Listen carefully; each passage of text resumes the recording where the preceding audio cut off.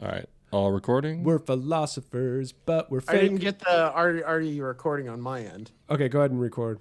Are you sure you're recording? Yes. No, Well, Because usually you're not recording yet. Oh, oops. Yeah, there you go. Recording in progress. Now we're recording. okay, so I'm gonna record just because I want to be part of the Don't want to be left out. yeah, don't want to be. Part of the speed. Cool. Okay.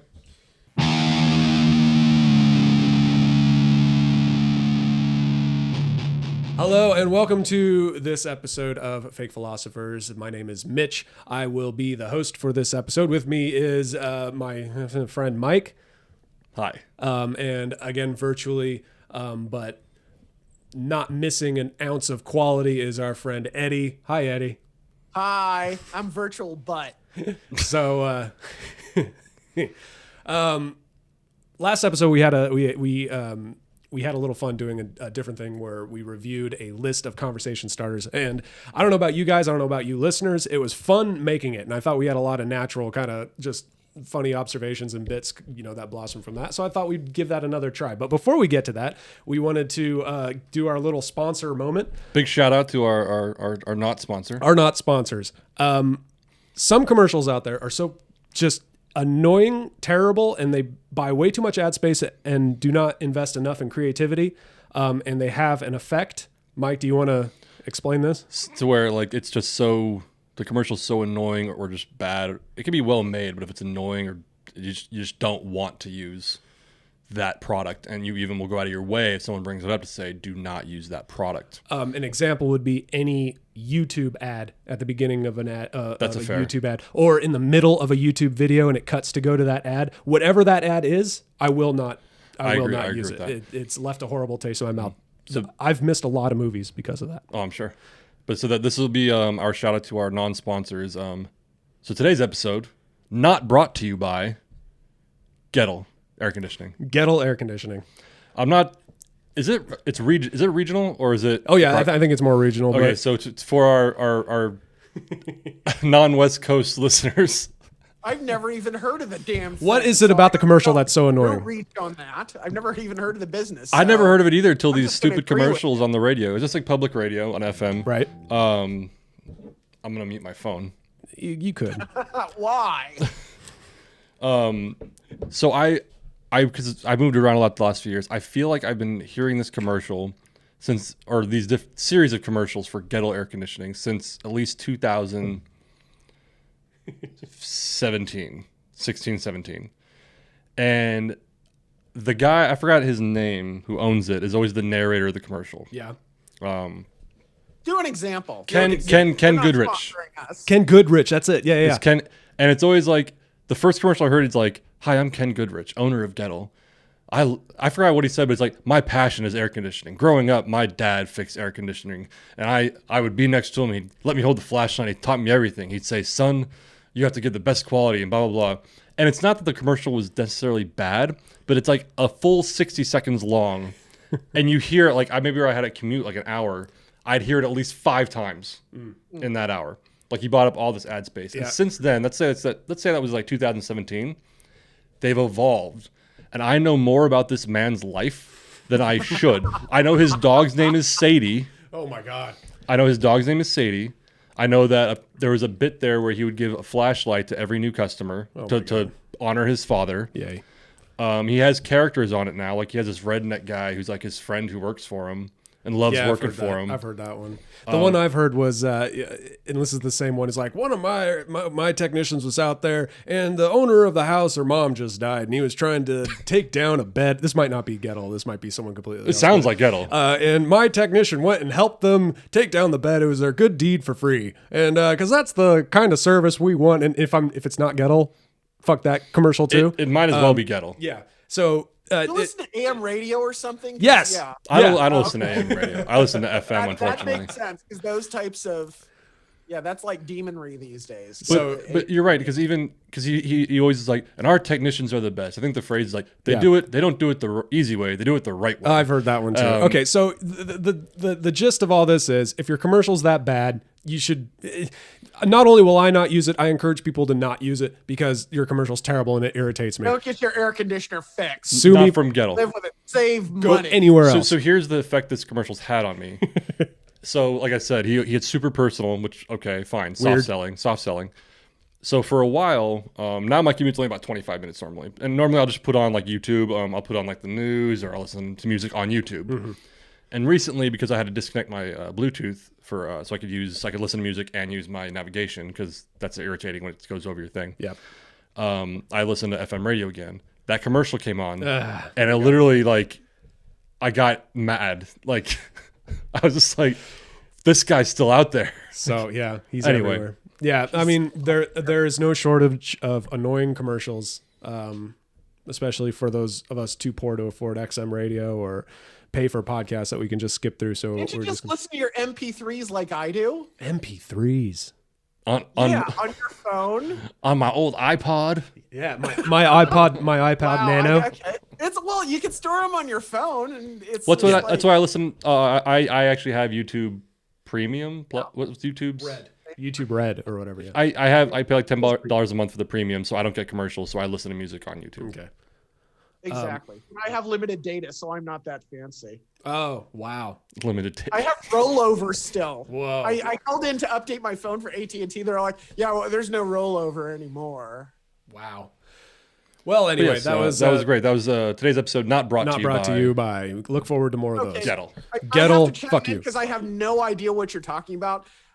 The one commercial I just hated. I hated, and you guys were around the Quiznos commercials with those things like the annoying orange, but they put them on those weird. I hated like that. with the weird eyes, the crazy shit. Yeah, I do remember that. I just never went to. I tried Quiznos once and it was fine, but yeah, False after that- advertising. Those little things weren't there. Yeah. Yeah, it's bullshit. Anyway, so yeah, we'll look forward to more of those little segments not brought to you by. But today, what we're gonna do is I thought it'd be fun. We're gonna call this segment for now until we think of a better one. We're gonna call it Mitch's Lists. I randomly searched a few just random lists, and I have 4 options, and whichever one we decide we want to go down, we can go ahead and look at. So I have 4. You guys I can read them off to you, or we could pick a number. We should have a wheel. A We should have wheel? a wheel or a die. A die. Do you have a random number generator? 4-sided die. don't. I Damn get it. one real quick. Random number generator. Cool. 1 through 4. Minimum 1, maximum 4. Generate 4. Number 4. And number 4 is 10 college majors with the best starting salaries. So That sounds boring. Let's not do that one. We're going to do with the first one I looked up today. I haven't read these. This is 12 relationship deals. So thank you for looking for that number generator. I'm glad it was came no, to no, good thank you. use. This one's Brought called to you by an air conditioning company. Not Brought to You by Mike's Phone. You know, it's because you had your phone ring at the beginning of the episode. Karma. That's what it is. That's fair. So this list is 12 relationship deal breakers that you should not tolerate. Does that? I guess we'll find out. Does that mean deal breakers that like shouldn't be deal breakers? You shouldn't tolerate them, or deal breakers like no, they're deal breakers. I'm assuming it's no, that's a deal breaker. Okay. The wording is kind of Yeah, it's vague. And I should be clear, it does not say should not tolerate, it says shouldn't tolerate, just for accuracy's sake. okay. Dumb joke, sorry. This is in lifehack.com. I hate it already. Written by Sylvia Smith. Sylvia is a big believer in living because of blah, blah, blah, blah, blah. Any pre-thoughts, anything that you guys can think of that would be deal breakers in a relationship that... So one for me, and I know with my lady, we've talked about it, and she kind of agrees. If a girl I'm dating, obviously now I'm stuck with her. Yeah. But if I was out there dating and a girl pretty much told me I had to pick between her or any one of my friends, Ooh. even if I liked her more than the friend, Yeah. I would say for making me make the choice, it's not going to be you. That's one you don't hear too often as a deal breaker, because that's a good point for someone to be that like possessive. Yeah, I've been fortunate to where I've never been put in that situation, but I know people who have, and I know people who've made either choice. Like I know some people who've made the relationship choice, some people who've said fuck that and made the friend choice. Interesting. For me, it's if you're gonna make me make that choice. Yeah. Even if, like I said, even if I love you, I like you more than my friend, the fact that you're making me make that choice is automatically you lose the choice. That's pretty rough. Yeah. Yeah. Eddie, on your Tinder account, what do you say as some absolutely no's? Well, it's hard to describe, just jealousy up front, you know, and something like this. I met somebody at a meetup. We exchanged phone numbers, and she said she had a friend who was sitting right there who was, Algerian. And I just thought that was really interesting. And I forgot her name. So I texted her. It's like, what was your Algerian friend's name? It's like, what, you expect me to play matchmaker? I'm not going to do that. And blah, blah, blah. And I'm like, all I did was ask for her name. And I'm probably not going to text her back ever again, because it's like, those overreactions. I got you. Yeah. Yeah, I see where that's going. And if it's just over somebody's name, then there's going to be jealousy ahead, unless she, works for the March of Dimes, or, I don't know. Yeah. Well, I mean, I think deal breakers and knowing what your deal breakers are is very important. I think What's you should your have. deal I breaker, was gonna say, Mitch? what about you? Oh, I don't have any. I'll smash anything. Easy out. No, other than the simple ones, like I'm a person that grew up in the church, so I'd want someone who had a similar upbringing in that regard. You know what? To address that, I think a lot of people, more progressive people, are like, you shouldn't let anything like that get in the way. But I think with religion, it's actually kind of important. I acknowledge that some people might be religious, and to them it's not important, if that makes any sense. Like, I am religious, but it's not important to me that the other person is the same.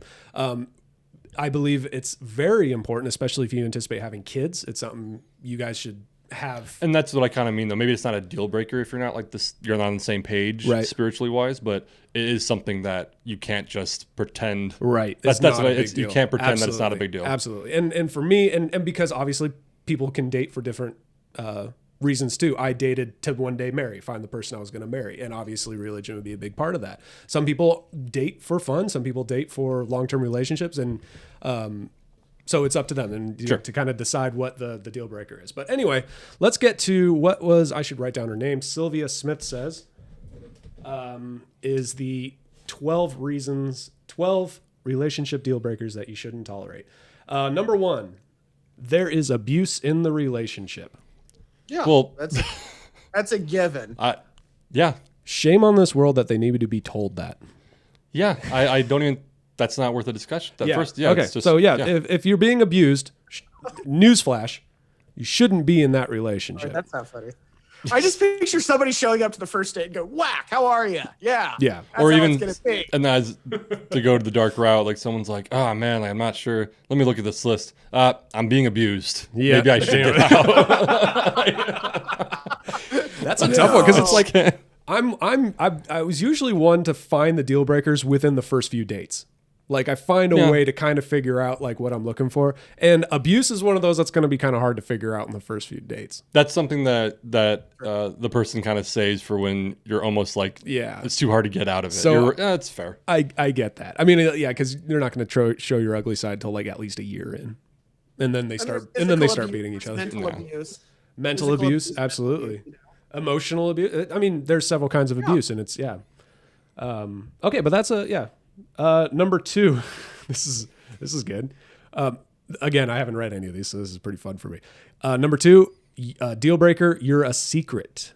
If you find out that your spouse hasn't told their friends or family about you, run for your life. Okay. Well, I'm gonna say spouse. Is a If you've waited till you're a spouse and then find out, you still haven't met the parents or any friends, and you're married, dear. That's a little dramatic. But I actually agree with the red flag.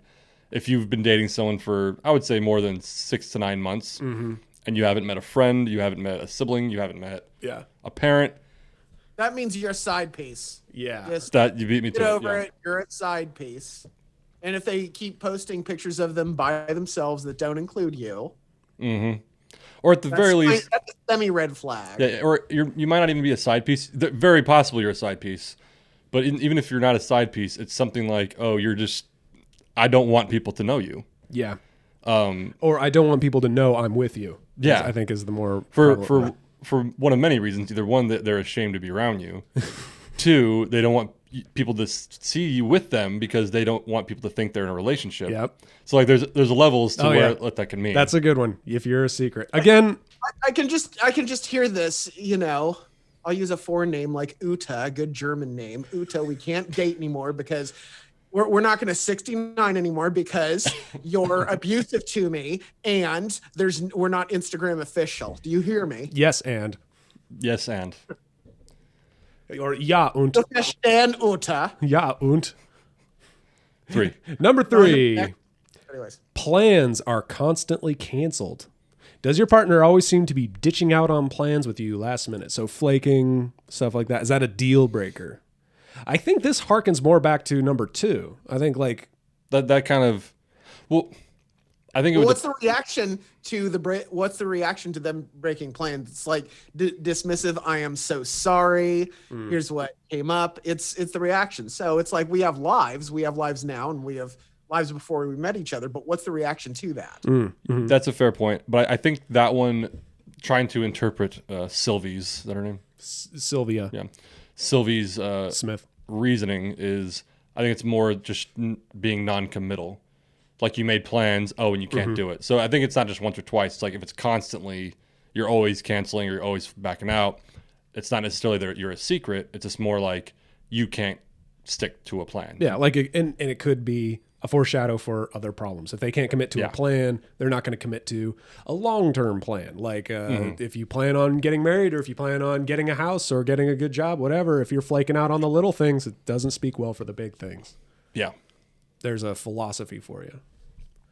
Flaking out on the big things. Number 4, substance abuse problems. Sitting down with a drink is a great way to relax. And let's be honest, having a buzz on, blah, blah, blah, blah. But long story short, if they're substance abusers, that's a deal breaker. And you'll know that up front. You're not going to have to wait. Yeah. That's not a surprise. Yeah. That's not a surprise. You're going to know. You're going to figure it out pretty quick, yeah. But what about, and because this happens, what about people who start dating in their, early 20s or whatever, kids start dating and they spend a few years dating, long-term relationship, engaged, married, have a kid, and then one of them develops a substance abuse, whether it be drinking. It's rough. Is it a deal breaker then? So I'm not saying it's always that simple, but sometimes that happens. And I think if, that's rough. I think the substance abuse thing, and maybe she's alluding to the more serious ones, because like I know people who, and I could say I'm probably one of them, who like probably drinks to excess, but it's not like a problem that inhibits them from life. Oh yeah, they call it functional.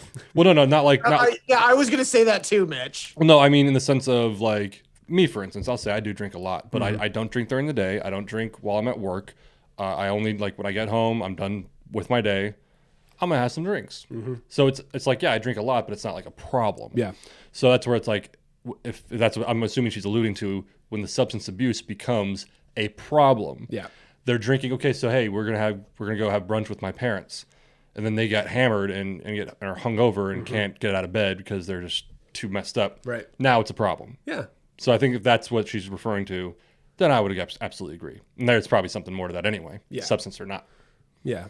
And it, again, goes back to who it is too. Because if it's like for me, or you come to find out that, like, yeah, we like a drink most nights and, afterward. Yeah. But never during the day. I don't think I drink enough to affect other people or my job or anything like that. So I don't think it's a problem. Then again, if I were dating someone who's extremely religious, who does not drink at all and thinks any habit changing substance is just bad and a substance problem. So it kind of, you're going to have to decide for your own. Well, I don't think Mormons are your type anyway. So I didn't say Mormons. I did. I didn't say Mormons.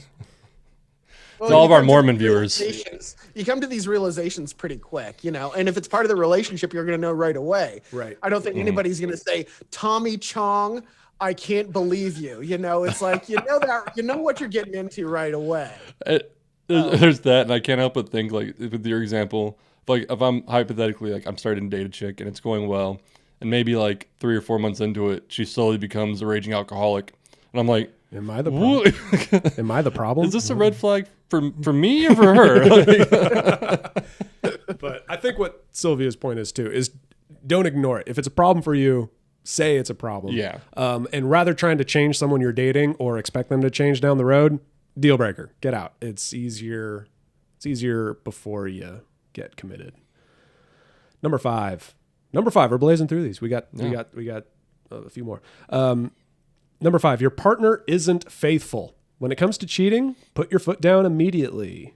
Well, how is that number 5? I feel like that's kind of like the abuse one. It's kind of obvious. Yeah. And obviously we could talk about what cheating, what makes cheating. So I know everyone has different limits. There's open relationships, etc. We could go into that, but we don't have to. Cheating just means whatever rules you've set have been broken. An act of unfaithfulness. Then because even if you have an open relationship, I know people with open relationships, they still have rules. What are their names? Even in polyamory, they have rules. For science, what are their names? No, but there's rules. And so my friend, she even said one time she got mad at her guy because he slept with a chick who was agreed upon out of bounds. Ooh, okay. So even though they have an open relationship and they're very honest about it, yeah, he happened to sleep with a woman who she like put on the no-fly list, like the no-fly list, and she was very angry about it, and they got into a huge fight, and it was as if like he had cheated. So it's a different, obviously, like tone, but at the end of the day, Well, I like how she phrased it. Number 5, your partner isn't faithful.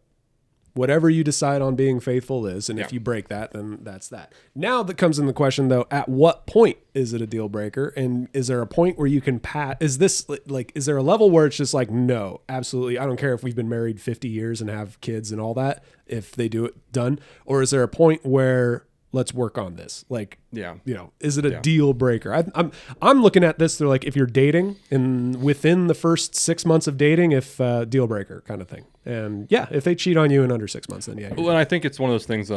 Before my current relationship, I would date a lot, and there were times where I would be dating someone. It's only a few months, and we're not like in a relationship, and she would be honest and be like, "Yeah, I've gone out with other guys, I've done stuff," because we're not exclusive. Yeah, so that's where again. If she's talking about relationship, right? Absolutely. But if it's just dating, okay, you know what I mean? Like, I think I was looking for relationship. No, like dating deal breakers, like like when you're starting to meet somebody. Yeah. Okay, but that's interesting to find out what I found. But all right, number 6, they fight dirty.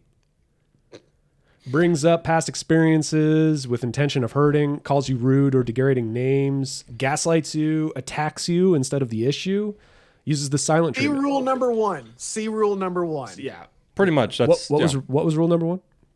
Abuse. Oh, abuse. Yeah. Because that's all abusive behavior. Yeah. I like that because this is something that I can't think of the word, but like if you have contempt for someone, there's some things that even married couples can't overcome. And that is when one person just has contempt for the other person and is just like, I don't see you as a person or a partner anymore. And they just bring up the rude attacks, personal stuff. Where it's no longer a disagreement. It's actually like, I want to hurt you. Yeah. Yeah. Yeah. That is actually we should talk about in a different episode, I think. Not necessarily in the relationship context, but like things that make you look at somebody completely different. You can never look back. Oh, yeah. That'd be a good one. Yeah. That'd be a good one. Anyway, 7. Oh, pop up. Okay, number 7. You don't feel good about the relationship. Okay, hang on. That's it. Number 7. Deal breaker. Deal breaker. I don't feel good. You don't feel good about the relationship. I'm going to say before I read the description, this is wrong. Because every relationship, and you guys might correct me, but in my experience and all the people I've met, in every relationship, there comes a point where you have to choose to stay in the relationship despite how you feel. That might be honest. There'll be a point when you'll just say, you know what? I don't feel like being in a relationship, and not with me though. I haven't had that yet. But with everyone else, and I never will. But with everyone else, I've noticed that there's always a point where you just don't like the person anymore. You don't like anymore. Just don't like the person at the time. Should I just keep digging this hole? Maybe. Okay. Yeah.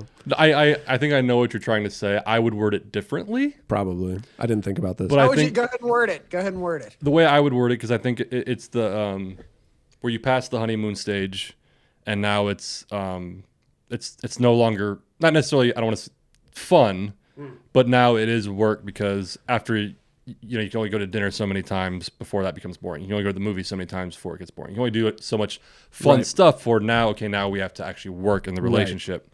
So I think that's what you're trying to say, that not that you don't like the person. Correct. It's that now it's just the fun level has dropped and now it's serious. Have we recovered? Yes. Okay. Yes. Yes. But again, they're jumping between infidelity and just that spark feeling, I think is what she's trying to say in this. My mom told me about this. She's like, look, if you're with someone and there's just that off feeling, if you're still in the first 6 months of dating and you don't feel that, my mom said, you don't feel that spark, that extra spark. First 6 months, absolutely. That's something that's like, you don't know what it is, but you can't get away from this person. It's that X factor thing you just can't describe. Yeah. It's the reason why so many toxic people stay together, because they have that extra little thing. And it's not always about size. It's about just an X factor thing. Muscles, of course. I like that. I like that. But I think you're right. If it's in the first 6 months of, like, obviously, if you're with someone for years, there's gonna be times where like you're just tired, whatever. But if it's the first 6 months and you're already like, I don't know how I feel about this. Yeah. Like, So okay, I retract what I was saying, because if it's still that initial dating period, if you're not feeling it quite right, if you're not out of the honeymoon phase yet, and you're already kind of not sure if you want to be with them in the first few months, then jump ship. Just be done. It's like, you don't have to have an explanation if you're still within the first 6 months. Shake hands, walk away. Just walk away. It's like, I'm sorry. Okay, what about the other end of that? It's been 30 years. Mm-hmm. There's no spark. It's like the kids are raised. You know what? YOLO. You know what? My neighbor growing up, I found out pretty much they were together for like 30 to 40 years. I think one of their daughters moved back in with them with her kids. Wow. And once the daughter moved out with her kids, the mom, now grandma, was pretty much looked at the guy and was like, he told us this openly. I would have never, but I guess she was just like, well, all the kids moved out. Like, I really haven't felt that way about you for years. There's no reason to stay with you. Wow. Have a nice life. Yeah. And dipped. Yeah. I mean, yeah. And respect the honesty, but shit. Yeah. Holy crap. Yeah. I've heard more instances of wives doing that than men, quite frankly. So I think women are probably more prone to stick together for the kids. Yeah, they say you stick together, and then once the kids are out, it's like, okay, cool. Thanks. Yeah. I have the rest of my life. There's that'll be another discussion that I've actually heard on a few occasions of that, like what you were saying. They call it the 29th year effect, or Venus's return, or so. It was one of the fucking planets. Venus is in retrograde. Or whatever, the velociraptor in quantity, whatever, where usually women, it's kind of like the midlife crisis, whereas a dude in his 50s will buy a car, divorce his wife, marry some 20-year-old, or whatever. Yeah. The female version of that is right around age 29, women start realizing, okay, and it's usually with women who've married young. I've had kids. I don't have a career. I'm done with this, and just walk away. Just a complete change of heart that no one can really understand why. But it's kind of like what Eddie was saying. Like, but that'd be a fun conversation. But that'd be, yeah. I mean, the point you make is, people who've been married forever, their kids are moved out. There's no reason to stay together. There's no spark. There's no love. Right. You're just tolerating each other. Yeah. You're just tolerating each other. My response is, well, marriage was never supposed to be something other than a religious covenant between two people, and that's why you stay together, is because you swore, you made an oath for life kind of thing, and an oath for life doesn't really give out if you don't feel it anymore. So and that would be my response to it, is like, well, if you don't plan on staying together for life, don't get married. Be honest with what you want and do that, and then whatever. But marriage in society today has changed a lot since what it was. Well, it's not necessarily religious anymore now. It's a legal agreement. Right. So, but that would be my response, and I know it's not really the zeitgeist, but no, that's fine. Well, really being around it, I mean, marriage is best for kids. It's good having two adults around. Yeah. To ensure the upbringing of the children. After that, what function is it? I mean, if you have a really good relationship and you want to cultivate that and continue to do so, then that needs to occur between two people. And if it ain't there, don't lie. And you know what? But I've actually seen it the other way too, where after they raise their kids, like from the bar, I've met tons of people, and I've met people who literally, once their kids are raised and out of the house, they're just kind of like, hey, like, high five, this has been great. Wow. Yeah. Bye. Yeah. Like they keep in touch. They're on good terms. It's just like, I think one guy told me, he's like, yeah, me and my wife, like, we discovered by year 10 of having kids that, like, we just can't really, in a relationship wise, stand each other anymore. Yeah. Like we were best friends, but we just can't do the relationship thing. So they raised their kids, and once the kids were done, like and out, they shook hands, signed a polite divorce, and remained friends. Yeah. So And it's hard to know what your philosophy of life is going to be at age 60 when you're getting married at age 20. there's that too. And Absolutely. so it's an interesting thing. How do we get started on this? Number 7 was you don't feel good about the relationship. So rewind. In the first 6 months, Yeah. during the honeymoon phase, Yeah. if you don't like, I guess the metaphor would be if during the honeymoon you're not sure if you want to be married to the person, Yeah. maybe you shouldn't. Well, it was Continue on. one of the driving nails with one of my exes was, I was kind of like, we'd been together for a while and we were and I was kind of like, and my best friend had said, look, this is supposed to be the good times. If you're not sure Yeah. now, you have your answer and that's it. And I was like, okay. Yeah. I mean, yeah. But even I have a friend, and I'm not gonna, you guys know him, and I'm not going to say his name, but I remember he was with there was other issues in the relationship, but he was with a girl for I think about 5 or 6 years, and he broke up with her to me somewhat abruptly, and so we chatted, and pretty much I think the quote he said was, I kind of realized that I was with her for 5 to 6 years. And in just being honest with myself, I had no plans on ever asking her to marry me. Wow. Like he just said, he's like, it's nowhere now. Like I haven't thought of it. It's not in my head. Yeah. And he's like, why am I wasting her time? Oh, yeah. So he just, to me, it felt abrupt. I'm not sure if they were actually Sure. having issues, but Yeah. to me, it felt abrupt. But he just out of nowhere was like, this is over because I have no plans on. Yeah.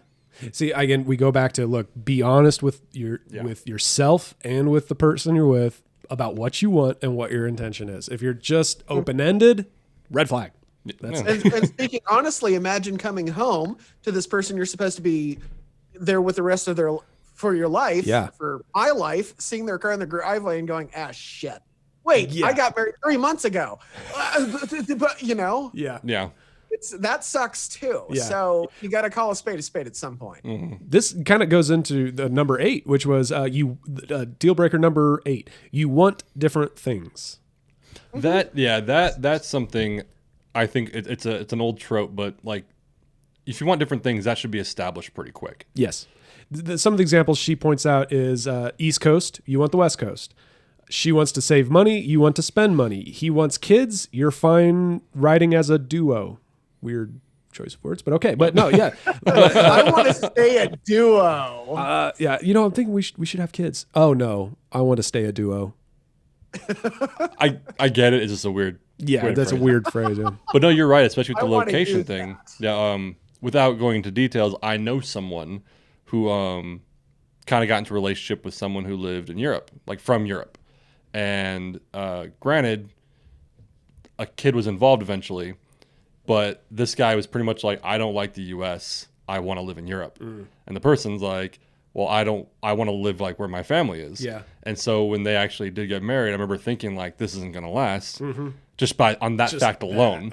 Yeah. And sure enough, it was within maybe like a year or two, Yeah. they split. God. But no, that's that alone, that could be anything. That could be location of living, the kids thing. That could be what we talked about earlier. What religion are we going to raise Right, a kid? exactly. Like, So just be honest with that kind of stuff. and that is, to be honest, unless, like you said, unless you're dating for fun, Yeah. like you're just trying to have a good time, that should be one of the first conversations you have by date 5. Yes. Unless it's just for fun. Right. But if you're looking for something serious, that should be by date 5. Yeah. Because then you can just shake hands. Got and go all away. this timed out, don't you? Day 5, here's what we're going to discuss. Yeah. I said by date 5. Not Date- do we want Italian? You know? Date 5, not day 5. Because I'll text Day her at 5. 8 a.m. day 5. All right. If we had a kid, If we had a kid, I want them to have our names hyphenated.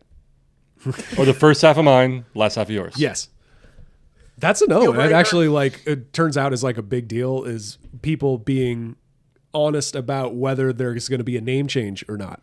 And that was something that I learned in previous relationships that, okay, we should probably just like get that out of the way. Like one of those, like maybe not on the first date. Hey, so would you change your name?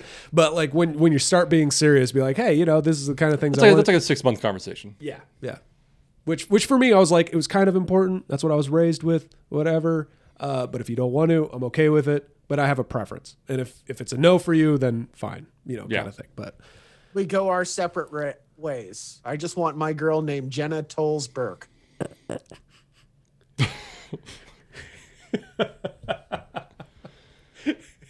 That was funny. Cheers. Number 8. Oh, wait, that was no. number 8. You went different thing. Okay, number 9. Fuck you. They're unbelievably selfish. Okay. Yeah. Again, if you need to be told. Yeah. Okay. That kind of goes back to the abuse one. Like, It's not a relationship if one's selfish, right? well, going on a deeper level, but I mean, if it's something that you're going, wow, this person's really selfish. Yeah, let's fucking stop. Yeah. That's an obvious one. Yeah. This list shouldn't be as obvious as it is. This is filler. I think her editor said find 12, and she was like, shit. Yeah. So she took the abuse one, and This is Cosmo. We have standards. we need a dozen. And somebody's out there in the middle of a fight playing dirty going, and you're abusive and I don't feel good. And It makes my We want different things. different things. It makes my heart happy to know that somewhere out there, someone's writing a 12-point essay on why they're breaking up. I believe it. Number 10, they're always jealous. Healthy jealousy is totally cool when it inspires couples to treat each other better and not take one another for granted. However, controlling, hack your Facebook and demand your phone password jealousy should never be tolerated. This is a sign of insecurity and can quickly develop into dangerous or abusive behavior. It's better to get out before it reaches that point. And it's good being experienced because I identified that right up front. And it's just like, that's like after a text message, it's like, okay. Yeah. This speaks to Mike, your deal breaker of if a young lady asked you, or old lady, asked you to pick between her and a friend, that's that jealousy kind of thing. That's a jealousy, like just exponential jealousy. Yeah. Always jealous. Yeah. That's a pretty good one. Young or old lady, don't put me in this position. Number 11, 2 more. Number 11, you don't share values. See that You want different things. Was it you? Eddie's? Someone said that they needed 12 things. Yeah. So they're taking other things and Just pulling them renaming apart. it. Yeah, come on, Sylvia. Jeez. Lazy. So we talked about that. We're gonna get sued Oh, for yeah. slander. I don't care. You may think that opposites attract, and that's true. No, it's not. But that doesn't always mean they make the best partners. Oh, okay. Well, yeah. Okay.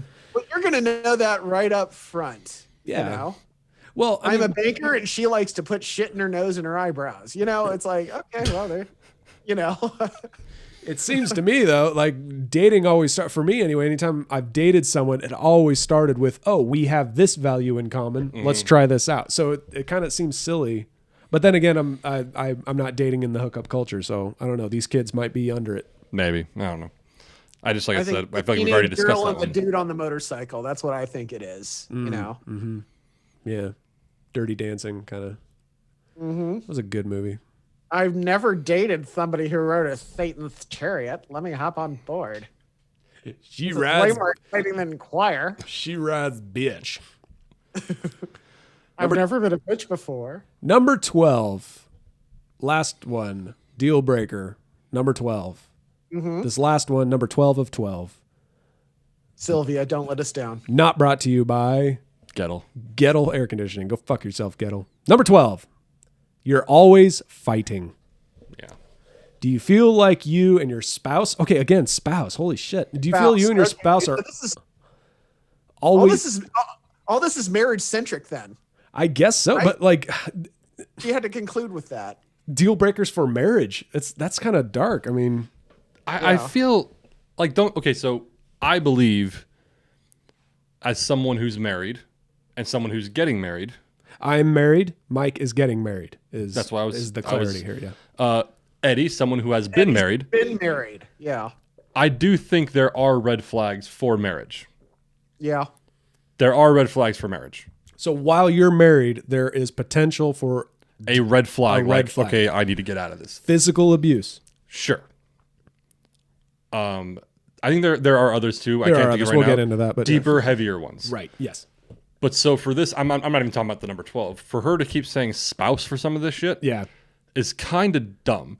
Because if I'm with someone, let's say we dated for 5 years, we got married, and I'm with her for 10 years, if I haven't ID'd some of this shit already, Yeah. then it's my own goddamn fault. Yeah. So when she keeps saying spouse, I'm like, this is clickbait. Oh, yeah. Okay. Because, Yeah. like just 12 Mitch, come on. No, hey. I still think it's a good discussion, but she should not use spouse. Because even in my head, I was like, is she just trying to use like a gender neutral term so it can go either way? Sure. But she could say significant She could other. say partner. She could partner. say, significant I think other, she's something. having trouble with her own damn marriage and wanted like $500. And her name's not really Sylvie. That, or she's like on marriage number 5, and she's like, here are the deal breakers I've learned in my past 4 marriages. I figured it out. I figured it out. Damn straight. But that's what, like, you're always fight. Like, all these are things that you can get from a funny rom-com that goes over, like, that could literally be the title of a rom-com. Okay. 12 reasons why, like 12 red flags. This is actually a good, like, because everyone wants to listen to a bunch of Dudes talking guys, relationships. guys talking relationships, especially guys who, grew up in the same area and are denying the fact that they're almost middle-aged. At least some of us are. I can't stop that denial. I've accepted it. But so if there's anyone that knows about relationships, it's us. But Yeah. one of the things that me and my wife discovered that was very different from my parents is my parents bicker several times a day, like all the time. They're bickering constantly. And it's just like, I guess it's their quote unquote love language, but I can't stand it. It gives me anxiety. It's like, and they've always accused me of being like avoiding conflict and shit like that. But I'm like, no, you guys fight about the stupidest shit and you get all worked up and you get anxious for no reason. Well, I think and I don't know your parents that intimately, obviously. Not that I wouldn't want to. Your parents seem lovely. Anyway, they're all right. I think the bickering you're talking about is different than fighting. Right. Like, yeah. this sounds kind of weird. One of the biggest arguments me and my lady have gotten into, like a serious argument, was whether or not Catherine Zeta-Jones was justified in lip syncing at an Oscars ceremony. Like, That's a good one. like is that like fighting or is that bickering? Yeah. Bickering, I feel like, is, even though me and her, we were both passionate. Who slept on the couch that night? That's what I want to know because of that. Well, I guess No one did. I should give more context. Exactly. My point is, I think like bickering. When I hear bickering, it's like not Okay. playful, but it's kind of like harmless. Yeah. Fighting is you sound like your mom. Oh, yeah. Wow. That's Damn. fighting. Okay. You know what I mean? Like, Yeah. oh, that's exactly what your mom would say. See, it's something me and my sister both, after growing up in that household and then kind of going on to our own thing and realizing how we're different, is that our parents were always like, you never go to bed angry. You hash it out right there. If you guys have problems, you hash it out right there. I came from a point of maybe not in front of company, but whatever. That's just how they do it. My sister and I one time talked. She had been married for about a year, and I wasn't even dating my wife now, but at the time, and she had said that one thing that me and my husband kind of learned was it's okay to go to bed angry sometimes, as long as you resolve it eventually. Yeah. You don't need to fight right away because you're going to say something that you didn't mean, that it was like emotionally driven or whatever. So I guess it's different. We're not fighting all the time like my parents do. They just don't wait. They just hash it out. There's a lot of apologies, a lot of yelling, but that's just how it works for them. And then in getting that, I feel like there's different levels of it. Like you said, it's bickering, not fighting. Right. Because then I would say if they didn't bicker all the time, that would eventually lead to a fight. Yeah. You know what I'm saying? The difference between bickering and fighting. Probably. Fighting is toxic. Bickering is just hashing shit out. Right. I'm saying by no means do you just put it off and not have a fight. Yeah. If you have a fight, have the fight. Don't keep it bottled up because it will come out eventually. But yeah. But then again, what if you're proactive? I read a lot of books on emotion and just the money we spend on accounting for what we don't have. If you have a conversation about the way somebody is feeling and you get to the core of it, it can be very, very, strengthening. It's like, I see you're angry. Is this why you're angry? Okay, let's talk about it because I want to hear why you're angry. Right. Mm-hmm. Rather than yelling back. Once it comes to an understanding, that's not a fight. That's really getting to know the other person. Yeah. That's I what love that. I love that. And I look forward to doing that. And I think you're absolutely right. Unfortunately, I think a lot of people don't have that, I want to say, almost emotional maturity. Eloquence too. And knowing Emotional intelligence. Emotional Because intelligence, everybody yeah, has there you go. that. You just because they're emotionally driven, and it's like, well, I hear this and I have to be angry because of it. But I think You don't have to be angry. You choose to be angry. and maybe this is the cynic in me, but I do feel like there are people that no matter how compassionate or like kind you go about it, they're still going to be defensive no matter what. Yeah. Even if you're just trying to reach them emotionally, they're still going to get defensive. They're not going to accept it. I know people like that. Yeah. And so I completely agree with you, Eddie, that it's really easy in theory, but then there are people who no matter what you do, they're going to get defensive and they're not going to hear you. Yeah.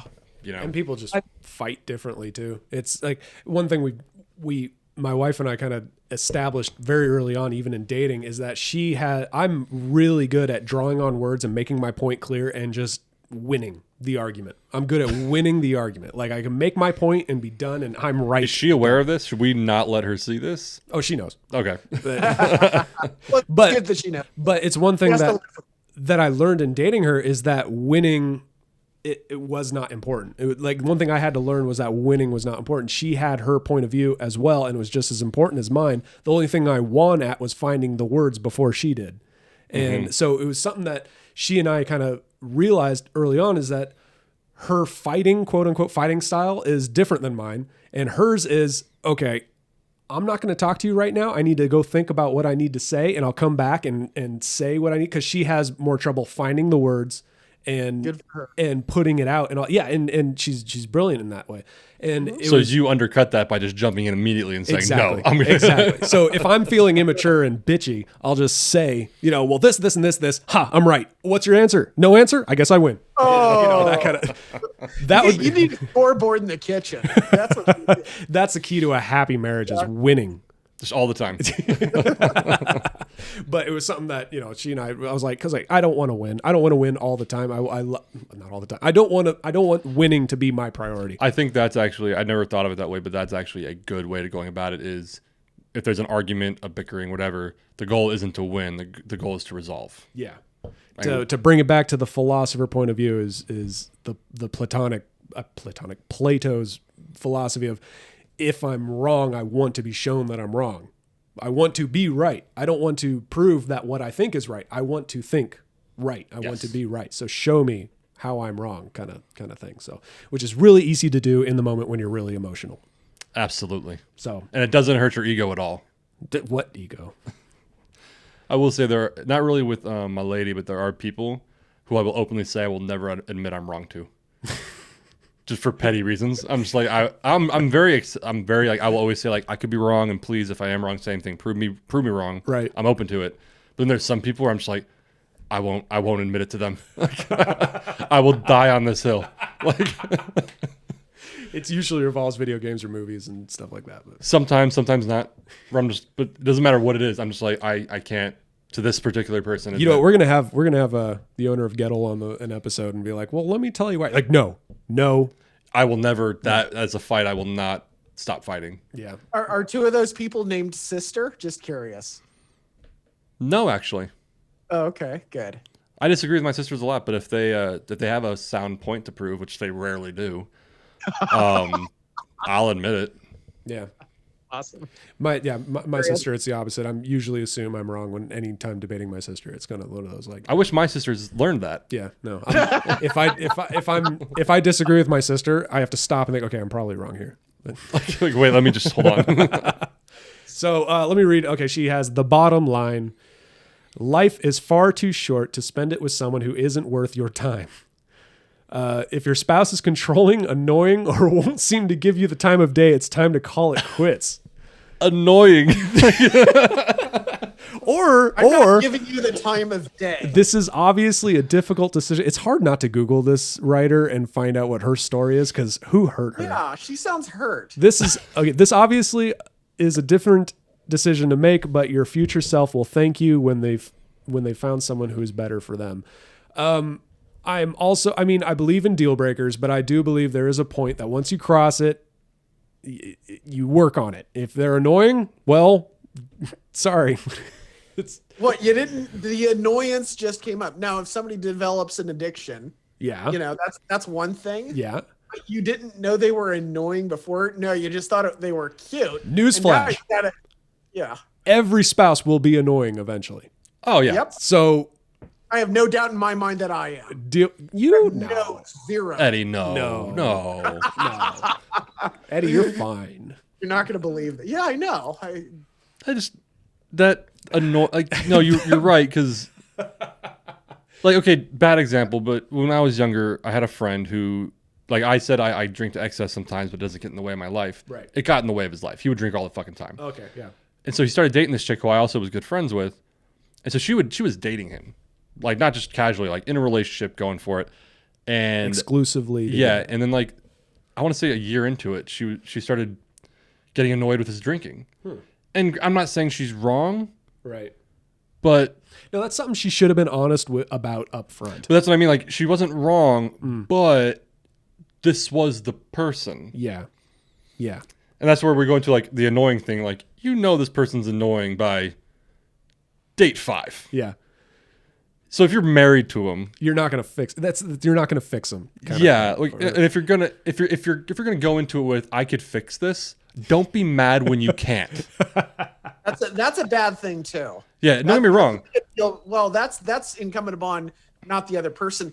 And notice the article is like, it's the other person. It's not me. I thought going that and too. trying to fix this person. Interesting. I kind of know? thought that too. You beat me to it. Interesting.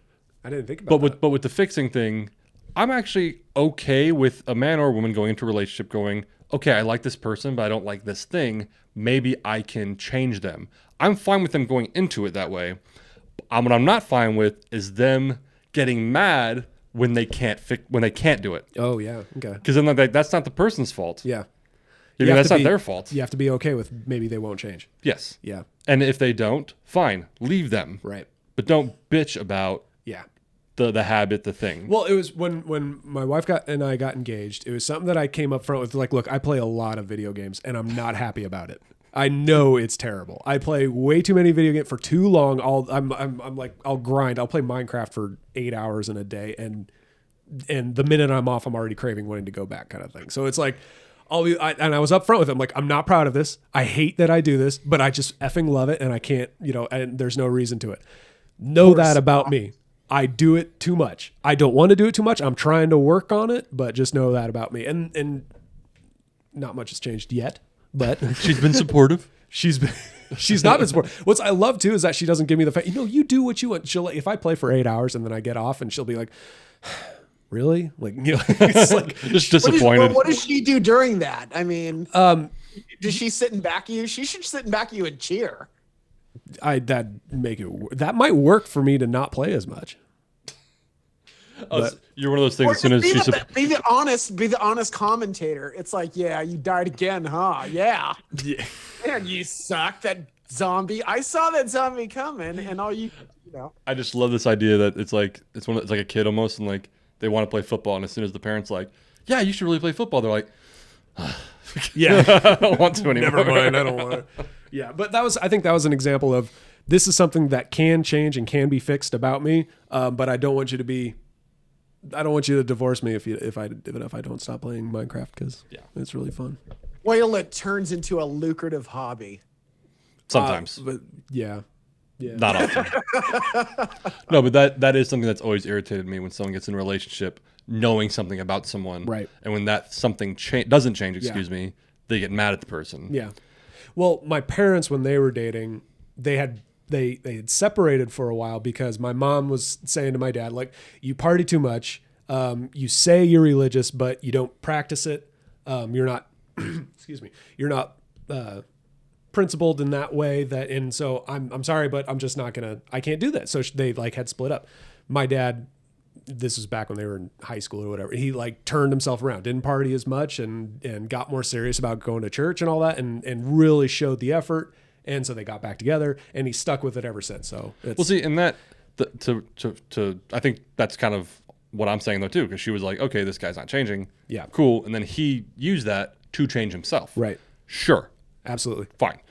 But to go into something and expect someone to change for you Without seeing it. without discussing it, or At least seeing the effort even. Like, well, and I think it depends on what it is. Like, kind of like, okay, so I play video games too.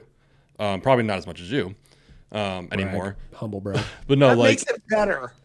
but no, if in my relationship, and she knows it, I'm like, okay, I do enjoy playing video games. And if she said, well, we're going to work on that, I'd be like, Excuse us. excuse the fuck out of me. Yeah, like what? Like that. I'm like, no. Even if it's something she'd want me to work on, she could just be like, okay, just so you know, Yeah. I hope that's something that changes. So at least it's on the table. Yeah. But for her to be like, we'll see. And she's never done that, to be clear. I'm just saying hypothetically. She's behind the door right now. Like, No, hypothetically, that's what I mean, though. Like that would be a red flag for me. Yeah. Someone wanting you to change something about Yeah. yourself that Yeah. you like. yeah. There was okay, an example of something I've changed, or at least I'm trying to change, is my wife is very sensitive to racial jokes. Stereotypical, like, or any kind of jokes that I have to do, or any, not like full on, okay, so this black guy and a white guy walk into it, not like, overt jokes, but any kind of racially insensitive jokes.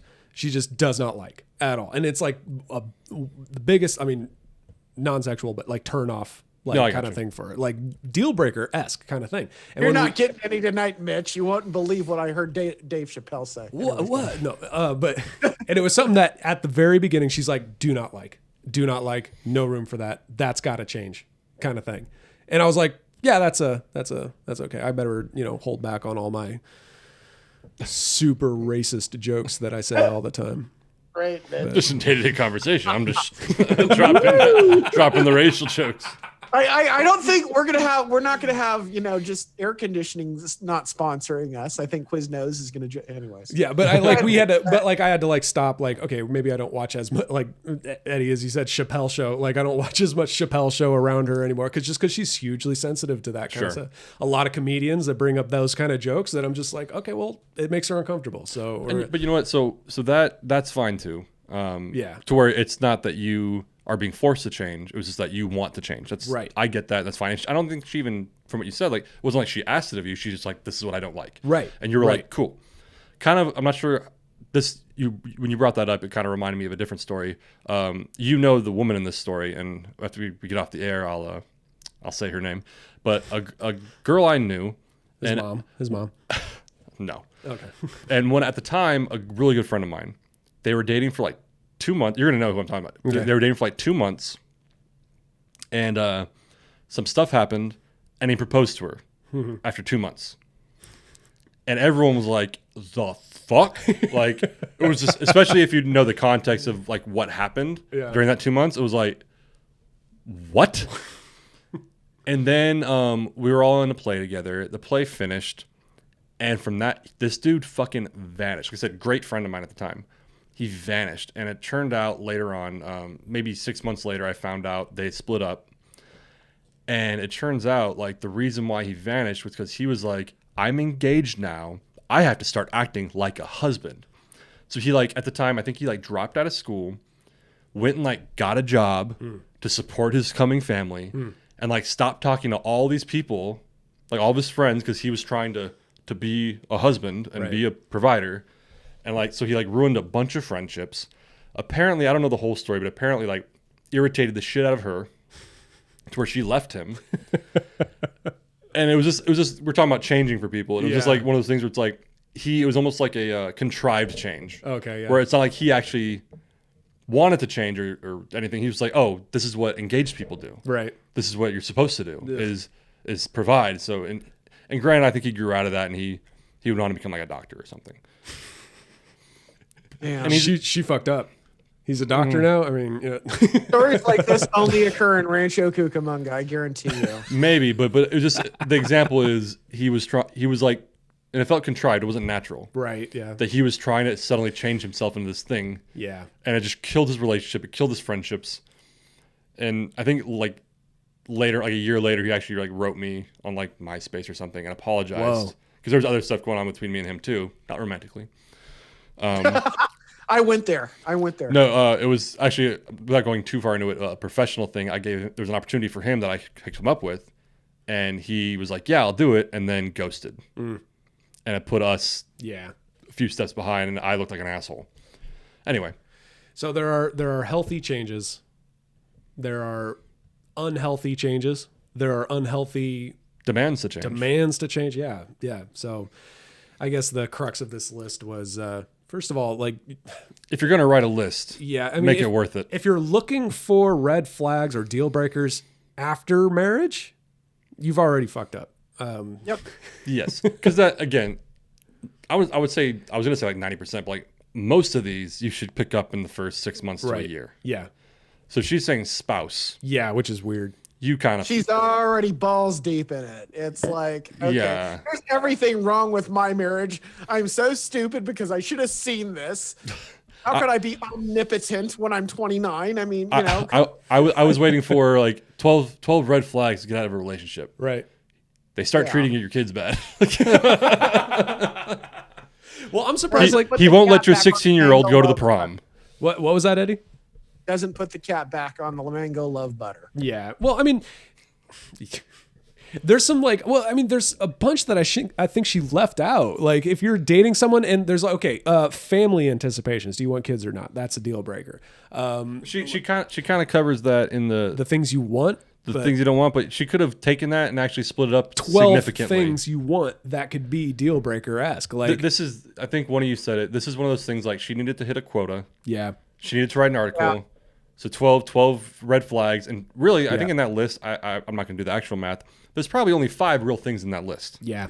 That she split up into Everything 12. else is rehashed. Political differences. If you're someone who if politics and how you vote is important to you, marry someone that is similar to how you feel. I mean, that's like something that you or just accept the person the way they are. It's like you're gonna have your view. Okay, I'm gonna change. I like different points of view. I'm kind of an open book. If you got a better argument, let me hear it. Right. Sure. But if I'm gonna conflict with you, it's like respect my point of view too, because you look just like a butthole to me too. You know, I know I seem clueless, but damn, you should look in the mirror, you know, but I love it. So take up close, you know? But no, I think you just hit a point. This list could have been easily 12 things, 12 disagreements that maybe you should leave the relationship or maybe you shouldn't engage. Right.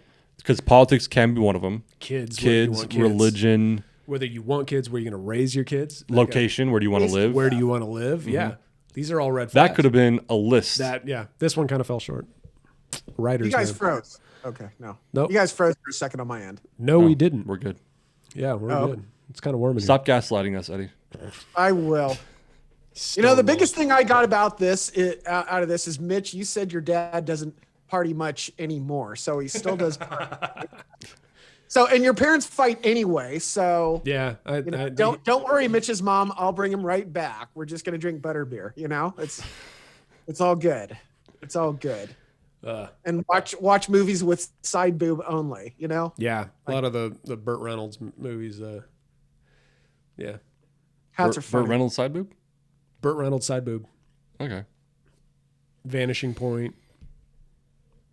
All those movies. He's not even in that. You know? I know. I'm trying to think of a Burt Reynolds movie. Smokey and the Bandit. Stick. Cannonball Run. Cannonball Run. Longest Yard, right? Deliverance. Yeah, Longest Yard. Deliverance. Deliverance is a good one. I've never seen that movie. Speaking of red flags in relationships. Yeah, if you get bent over in the middle of the woods, red flag. I mean, if he squeals like a pig. I've not seen that movie. Your guys are giving away like what every other comedian is giving away. So. Spoiler. All right. Yeah. You already know. On that Deliverance note, thank you guys for participating in the review of this list. Out of 10, what do you think, Mike? I think giving it a 4 is generous. That's pretty generous. Yeah, I'll give it a 4. I would give it a 6 because she hit on some. Well, I guess she didn't. I'd give it a 5. I guess she hit on it. She hit on stuff everyone already knows or should know. And if you have to be told some of these, you just give up. I give it a 5. More generous than me. Yeah. Okay. Eddie. I give it a 3. Sylvia, if your marriage is that harsh, just say you have a problem with your man right up front. Here's what's wrong with him, and you're not responsible. Don't improve them. Don't improve yourself. Well, and I love that, Sylvia. I'm going to start with you. The list was deal breakers you should look for, though. So yeah, I'm not never marrying Sylvia. I guarantee that. Well, I don't know. I think they'd hit it off. You might be able to change her, Eddie. Opposites do attract. I'm gonna change her. I'm gonna change you, Sylvia. You can call me spouse. Thank you very much. All right. Well, thank you guys for joining me this episode. Thank you all for listening. And if you find any lists that you think would be fun for us to discuss, if you come across any random, we're gonna try to find some just as many random kind of lists. I thought this was just a good jumping off point for Mitch's lists. And it turned into a conversation about relationships. Yeah. If you can think of anything, top 5 drinks to have when you're going through a breakup. You know, any of that stupid shit. You know. Let me, Rich. I can sense you reaching. I'm trying to reach you. Okay, no. Yeah, I couldn't bring anything down, but anyway. But yeah, if you think of anything, leave a comment, like, subscribe, go fuck yourself. I don't care. But Yeah. this has been Mitch, Mike, and Eddie. Thank you guys again, and we are Fake Philosophers. We'll see you next time. See you next time, I didn't like folks. that. The finger gun. And cut.